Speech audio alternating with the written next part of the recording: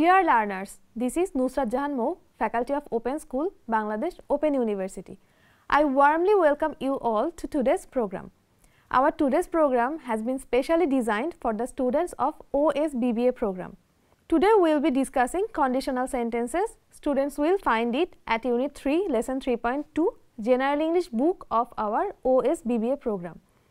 সুপ্রিয় শিক্ষার্থীবৃন্দ, আজকের অনুষ্ঠান শুরু করার পূর্বে আমি আপনাদেরকে খাতা, কলম এবং বই নিয়ে বসতে বলবো, যাতে করে আপনাদের কোনো সমস্যা হলে আপনারা নোট নিতে পারেন। So let's start our discussion with the definition of conditional sentences. What is a conditional sentence? The name itself tells that there will be a condition in the sentence. The definition says, a conditional sentence is a type of sentence that tells a condition and the outcome of that condition taking place. আমরা যদি অন্যভাবে বলতে যাই, একটি conditional বাক্যে একটি condition বা শর্ত থাকবে যেটি সাধারণত একটি জানা কোনো আউটকাম বা রেজাল্টকেই নির্দেশ করে। A dependent clause and an independent clause join together to make a conditional sentence. Conditional sentences are declarations which discuss known factors or hypothetical situations and their consequences. Complete conditional sentences contain an independent clause or a conditional clause and a dependent clause or if clause and an independent clause or the consequences. আমরা দেখতে পাচ্ছি একটি conditional বাক্যতে একটি independent clause থাকবে এবং একটি dependent clause থাকবে। কিভাবে সেটি আমি আপনাদের উদাহরণ দিয়ে বুঝিয়ে দিচ্ছি। যেমন ধরুন একটি বাক্য, if it rains today I won't go tomorrow. আজকে যদি বৃষ্টি হয় আমি কালকে যাব না। এই বাক্যটি খেয়াল করুন, if it rains today is a dependent clause বা সাবঅর্ডিনেট ক্লজ। এই ক্লজটি অন্য একটি ক্লজের উপর নির্ভরশীল মনের ভাব সম্পূর্ণরূপে প্রকাশ করার জন্য। অন্য ক্লজটি কি? আই ওন্ট গো টুমরো, আমি কাল যাব না। এটি কিন্তু একটি ইন্ডিপেন্ডেন্ট ক্লজ। সুতরাং এই ডিপেন্ডেন্ট ক্লজ এবং এই ইন্ডিপেন্ডেন্ট ক্লজ মিলে একটি কন্ডিশনাল বাক্য তৈরি করছে। আরেকটি উদাহরণ যদি আমি দেই, I would help the poor if I were a king. বাক্যটি খেয়াল করুন, আমি যদি রাজা হতাম আমি গরিবদের সাহায্য করতাম। বাক্যটি কিন্তু এমন না যে আমি রাজা হব এবং আমি গরিবদের সাহায্য করব, কিন্তু বাক্যটি এমন আমি যদি রাজা হতাম। এই বাক্যতেই বোঝা যাচ্ছে যে একটি হাইপোথেটিক্যাল সিচুয়েশন বা একটি ইমাজিনারি সিচুয়েশন, যেটা হওয়া সম্ভব না। আমি কোনোদিন রাজাও হব না, তারপরেরটুক পরে দেখা যাবে। সুতরাং এই ধরনের বাক্যগুলোই হলো কন্ডিশনাল সেন্টেন্স। আরেকটি উদাহরণ যদি আমরা দেই, water boils when it reaches 100 degrees. Water boils, পানি তখনই সিদ্ধ হয় যখন সেটি 100 ডিগ্রি তাপমাত্রায় পৌঁছায়। এটিও কিন্তু একটি কন্ডিশনাল বাক্য, কারণ পানির বয়েল হতে গেলে 100 ডিগ্রি তাপমাত্রায় তাকে পৌঁছাতে হবে। এটিই হলো কন্ডিশন। এখন কন্ডিশনাল বাক্য কয় ভাগে বিভক্ত? আমরা দেখি conditional sentences are usually divided into 4 classifications, like zero conditional sentences, first conditional sentences, second conditional sentences and third conditional sentences. So let's discuss zero conditional sentences. Zero conditional sentences depict general truths or situations in which one thing always depends on or causes another one. When a zero conditional is used, it indicates a general truth rather than a specific cause. As when people smoke cigarettes, their health suffers. যখন মানুষজন cigarette খায় তখন তাদের স্বাস্থ্যের অবনতি হয়। এই বাক্যতেই দেখা যাচ্ছে যখন এই শব্দটি দিয়ে একটি কন্ডিশন ক্রিয়েট করা হয়েছে যেটি এর আউটকামকে বোঝাচ্ছে স্বাস্থ্যের অবনতি হয়। আরেকটি উদাহরণ যদি আমি দেই, if you hit ice it melts. তুমি যদি বরফ গরম করো তাহলে সেটি গলে যায়। নোট করে রাখুন, zero conditional always take present indefinite tense rather than future indefinite tense in both clauses. যেমন উদাহরণ দিয়ে আমি আপনাদের বুঝিয়ে দিচ্ছি, when people smoke cigarettes their health will suffer will be an incorrect sentence. যখন মানুষ সিগারেট খাবে বা খায় তাদের স্বাস্থ্যের অবনতি হয়, এই ক্ষেত্রে ফিউচার কিন্তু বসবে না, এই ক্ষেত্রে সবসময় প্রেজেন্ট ইনডিফিনিট টেন্স বসবে। নোট করে রাখুন, if and when can be used interchangeably in zero conditional sentences as the outcome will always be the same. আপনি একটি জিরো কন্ডিশনাল বাক্যে হোয়েনও বসাতে পারেন, ইফও বসাতে পারেন। যেমন if people smoke cigarettes their health suffers is also a correct sentence. সুপ্রিয় শিক্ষার্থীবৃন্দ, এখন আমরা আমাদের সেকেন্ড ক্লাসিফিকেশন বা ফার্স্ট কন্ডিশনাল সেন্টেন্স আলোচনা করব। First conditional sentences indicate situations in which the outcome is expected but not 100% certain to occur in the future. যেমন, if you don't study hard you get a poor grade. তুমি যদি ঠিকমতো না পড়ো তাহলে তুমি একটি খারাপ গ্রেড পাবে। এটি সাধারণত হয়ে থাকে, পড়ালেখা না করলে সাধারণত রেজাল্ট খারাপ হয়ে থাকে, কিন্তু কখনোই এটি 100% গ্যারান্টি দিয়ে বলা যাবে না।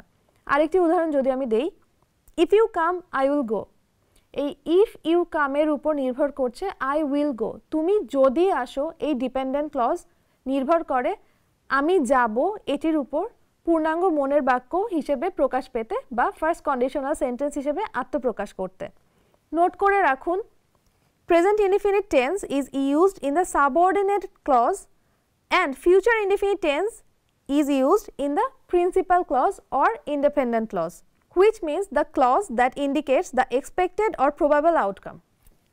And that's how it is expressed that under a certain condition as expressed in the subordinate or if clause, a certain result will probably happen in the future.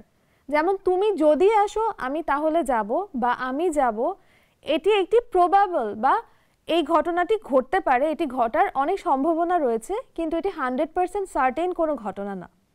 আরও নোট করে রাখুন, use the zero conditional sentence structure rule which is present indefinite plus present indefinite only when a particular outcome is guaranteed. যেমন আমি zero conditional ক্ষেত্রে উদাহরণ দিয়েছিলাম, if you heat ice it melts, এটি একটি সার্টেন ঘটনা, বরফ গরম করা হলে সেটি অবশ্যই গলে যাবে। কিন্তু if the result is probable which means you are not 100% sure, then use the first conditional sentence structure rule which is present indefinite plus future indefinite. যেমন if you will come I will go, এটি একটি incorrect বাক্য হবে, যেটির correct বাক্য হবে if you come I will go. Now let's discuss our third category which is the second conditional sentences. Second conditional sentences are used to express results which are completely impractical or will not probably happen in the future. যেমন if I were a king I would help the poor. আমি এই উদাহরণ আপনাদেরকে আগেও দিয়েছি, আমি যদি রাজা হতাম আমি গরিবদের সাহায্য করতাম। বাংলাটি খেয়াল করুন, এই বাক্যগুলোতে কখনোই হব বা সার্টেন কোনো কিছু ব্যবহৃত হবে না। আরেকটি উদাহরণ যদি আমি দেই, if I had a million টাকা I would build a white palace, which means it is quite impossible for me to get a million টাকা। এই জন্য এই বাক্যগুলোতে সবসময় had, were এইরকম শব্দ ব্যবহৃত হয় ইমপ্রবাবিলিটি বা ইম্পসিবিলিটি বোঝাতে। নোট করে রাখুন, while making a second conditional sentence use past indefinite tense in the subordinate clause, যেমনটা আমি আগেই বললাম।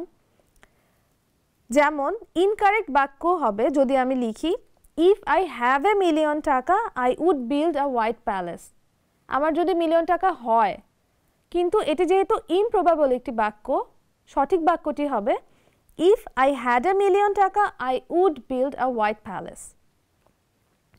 আরও নোট করে রাখুন, use a modal auxiliary verb which are would, could, should, might in the principal clause when using the second conditional structure to express the improbability that the outcome will actually not happen.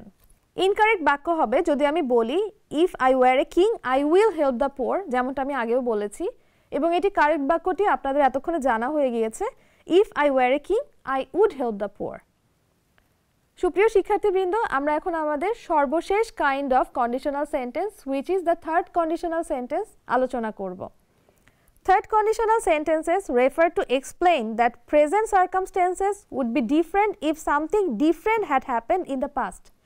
সংজ্ঞা থেকে আমরা বুঝতে পারছি অতীতে কোনো একটা ঘটনা যদি অন্যরকম করে ঘটতো, ভবিষ্যতে সেই ঘটনাটির আউটকাম বা রেজাল্ট অন্যরকম হতো। In other words, third conditional sentences indicate situations which did not occur in the past, so the outcome did not happen either. মানে অতীতে এই ঘটনাটি ঘটেও নি এবং ভবিষ্যতে এটির কোনো ইম্প্যাক্ট পড়ারও সম্ভাবনা নেই। যেমন if you had come earlier you could have met the chairman. if you hadn't left the job you would have a car by now. আপনারা দেখতেই পাচ্ছেন তুমি যদি আগে আসতে তাহলে তুমি চেয়ারম্যানের সাথে দেখা করতে পারতে। এই ঘটনাটি ঘটেনি, এটা ঘটলে অন্যরকম কোনো কিছু ঘটতে পারতো, এটিই থার্ড কন্ডিশনাল সেন্টেন্স। নোট করে রাখুন, third conditional sentences need the past perfect structure which is had plus past perfect in the subordinate clause or if clause, the modal auxiliary would, could, should, etc. plus have plus past participle in the principal or main clause expresses the hypothetical situation which could have happened. সুপ্রিয় শিক্ষার্থীবৃন্দ, আমাদের আজকের আলোচনা ছিল unit 3 lesson 3.2 conditional sentence. এটি আপনারা আপনাদের OSBBA প্রোগ্রামের জেনারেল ইংলিশ বইতে পেয়ে থাকবেন। সুপ্রিয় শিক্ষার্থীবৃন্দ, আমাদের আজকের আলোচনা শোনার পর এবং বই পড়ার পরও যদি আপনাদের কোনো সমস্যা থেকে থাকে আমাদের কাছে লিখুন। বরাবর দিন, open school, Bangladesh open university, Gazipur 1705। আপনারা ভালো থাকবেন, আপনাদের সাথে আবার দেখা হবে।